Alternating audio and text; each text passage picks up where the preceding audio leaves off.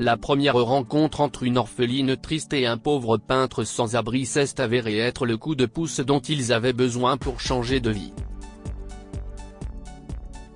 Découvrez comment Christie en avait assez de vivre à l'orphelinat et a décidé de s'enfuir. En fait, elle y vivait depuis l'âge de 2 ans. Elle avait cet âge lorsque ses parents sont décédés dans un accident de voiture alors qu'il allait faire des courses. Christie aurait dû être avec eux dans la voiture, mais sa tante était dans les parages. Ses parents l'ont donc laissé à la maison avec sa tante. Après la mort des parents de Christie, les autorités ont décidé de l'envoyer dans un orphelinat jusqu'à ce qu'elle devienne adulte. Sa tante, son seul parent, a été jugée inapte à l'élever en raison de son passé de toxicomane. La petite Christie a donc commencé sa vie à l'orphelinat. Ses parents lui manquent énormément, mais elle sait qu'elle ne les reverra jamais. Le seul souvenir qu'elle avait d'eux était une vieille photo qu'il avait prise après l'avoir mise au monde. Sur la photo, les jeunes parents de Christie sourient en s'embrassant tout en la câlinant à l'extérieur de la maternité où elle est née. Christie n'avait pas d'amis. C'était une personne réservée, qui avait appris à rester toujours à l'écart. C'est pourquoi les autres enfants de l'orphelinat l'évitaient, car elle gardait toujours un visage impassible.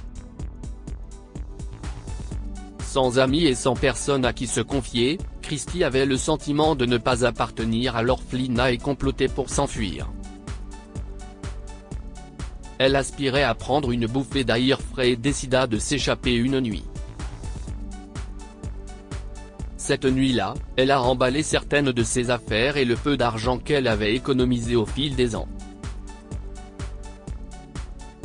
Elle se cacha derrière un meuble avant l'extinction des feux et se glissa par la porte juste avant que toutes les lumières ne soient éteintes. Personne n'a vu Christie lorsqu'elle a franchi les portes de l'orphelinat. Elle en était surprise et pensait qu'elle était destinée à s'échapper. Une fois dans les rues de la ville, elle marchait avec toute la confiance qu'elle pouvait avoir pour une jeune fille de 16 ans. Christie passait devant un bar lorsque des hooligans l'ont entouré. L'un d'eux lui a demandé ce qu'une jeune fille comme elle faisait dehors, seule, à cette heure de la nuit. Ils ont menacé de lui faire du mal, mais elle a plaidé qu'elle ne voulait pas de problème. Cependant, les supplications de Christie sont tombées dans l'oreille d'un sourd, car les voyous l'ont traînée dans un coin sombre et étaient sur le point de s'en prendre à elle lorsqu'un homme les a interrompus. L'homme s'est battu contre les 3 hooligans et a réussi à les maîtriser. Cependant, il a été blessé à la tête et saignait. Une fois les hooligans partis, Christie s'est précipitée vers l'homme pour voir s'il allait bien. C'était le premier homme pour lequel elle s'inquiétait vraiment dans sa vie. Elle se précipite à la pharmacie la plus proche et achète quelque chose pour arrêter le saignement.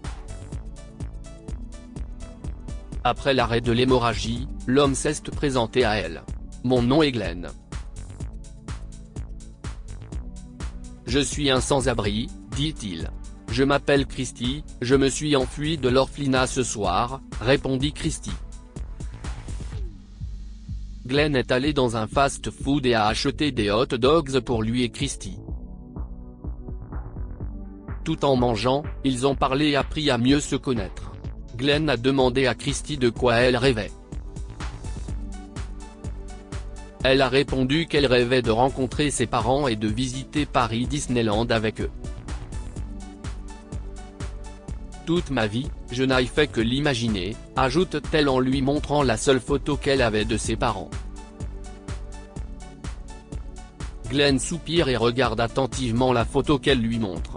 Lorsque Christie lui a demandé de parler de son propre rêve, il lui a raconté son histoire. Il était un artiste, il y a de nombreuses années. Cependant, sa femme l'a mis à la porte après une dispute, faisant de lui un sans-abri. Depuis lors, j'ai économisé de l'argent pour acheter du matériel de dessin et de peinture et pour louer une petite pièce où je pourrais vivre et peindre. Mais cela a été une tâche presque impossible à accomplir, a-t-il révélé. Dès que Glenn a fini de parler, une voiture de police s'est arrêtée là où il se trouvait avec Christie. Ils ont fait monter Christie dans la voiture et ont interrogé Glenn pendant un moment avant de le laisser partir. Les policiers ont ramené Christie à l'orphelinat. Elle était triste d'y retourner, mais heureuse de son expérience. Lorsque Noël est arrivé, Christie n'a pas rejoint les autres enfants pour s'amuser. Au lieu de cela, elle est restée seule dans sa chambre. Plus tard, une autre fille est entrée dans la chambre et a dit à Christie que quelqu'un avait laissé un cadeau pour elle. La fille lui a tendu le cadeau emballé et est partie. « Qui a pu m'apporter un cadeau ?» se demanda Christie. Elle a ouvert le cadeau et a trouvé une petite peinture à l'intérieur. Il la représentait en train d'embrasser ses parents près de l'entrée de Disneyland à Paris.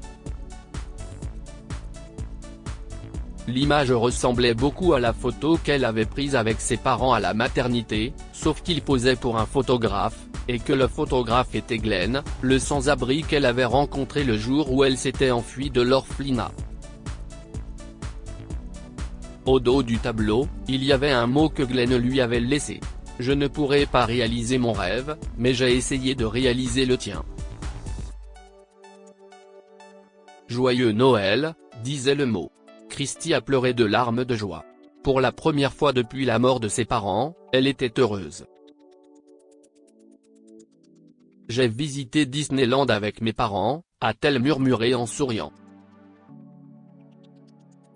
Le lendemain, Christie a rencontré la directrice de l'orphelinat et lui a parlé de Glenn et de son cadeau.